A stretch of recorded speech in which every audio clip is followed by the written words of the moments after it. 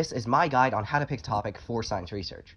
So the first thing I try and do is look at a broad topic in science that I am interested in. If you're in your junior year or beyond, this shouldn't be too difficult, as you most likely have taken science classes that you can use to choose your niche.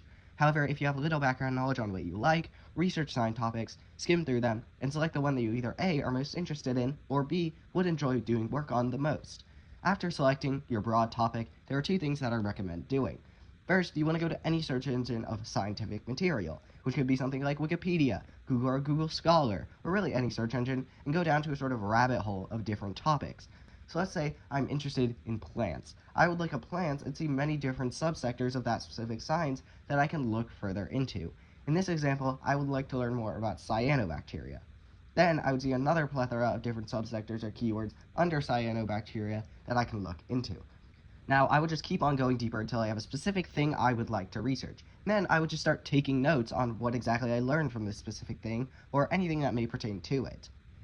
Afterward, I try and restart the process with a different broad topic, and try to get to somewhere that connects to the original thing in any way. An example of such would be after researching on the broad plant topic, I would then shift to human anatomy and try and find anything that connects to plants.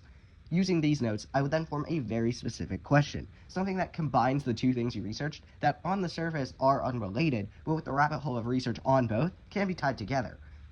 To form the question specifically, I would look at science experiments and how their questions are formatted as examples, which could be done by looking at published research, or even going onto websites like Society for Science and looking at their competition winners' projects. An example would be something like, how would the introduction of cyanobacteria affect human tissue culturing? Now, look into what research is on that specific question and try and figure out if there are any holes in the research you are looking at, and if any of them have yet to be filled in. Once you find a hole that has yet to be filled in, formulate a question, using the same method as earlier.